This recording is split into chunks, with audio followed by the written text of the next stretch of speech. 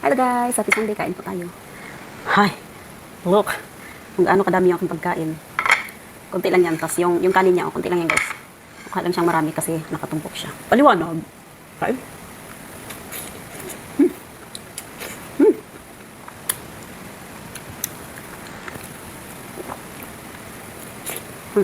Kuha ako ng sausawan ko kasi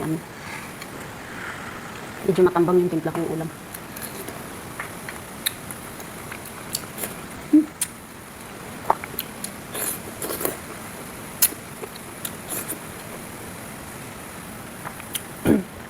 Nagihaw ako nito kanina, parang ito tong karning baboy. Sobrang init, grabe.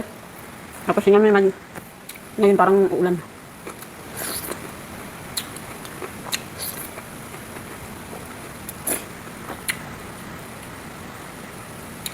Gulay ko pala is pakbet, tapos may saluyot.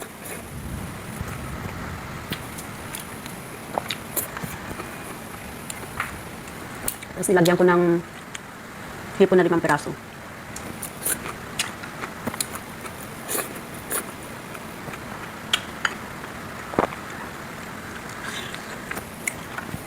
Pinantitimpla ko lang pala nito guys sa ari ko, number. Kagat ko yung labi ko. Ano lang, sinigang mix. So, tapos, bawang yun lang.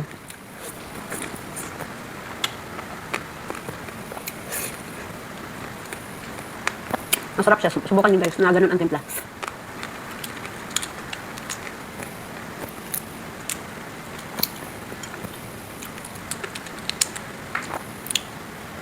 Marami yung naihaw ko, tapos ang natira, ito na lang. Ito yung natira sa inihaw kong baboy. Kating baboy pala.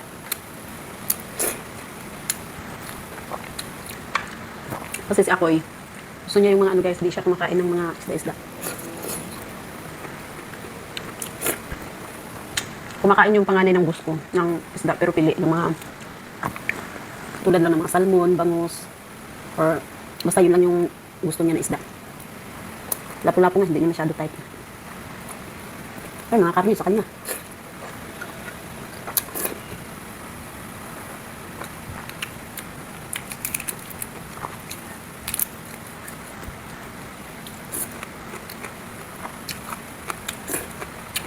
Tapos itong hipon pala gusto din niya to. Pero ang luto lang is sinigang. Tapos yung luluto sa butter na maraming bawang. Yung gusto niya yun. Pero ibang isda hindi niya type.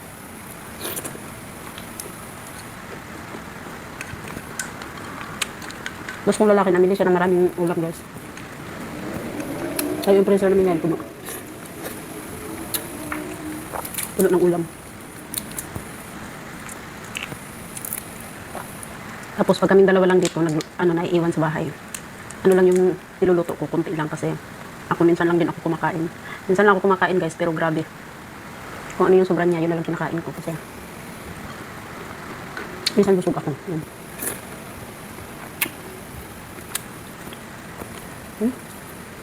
Ang sarap talaga ng ihaw pagka sa sa uling.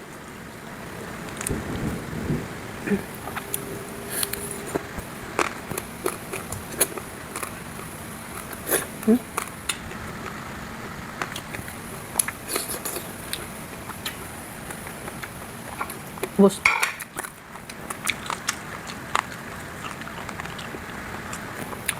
Hindi pa nga ako tapos maglaba. Ulan na yata. Pero kunti na lang yung labahan ko.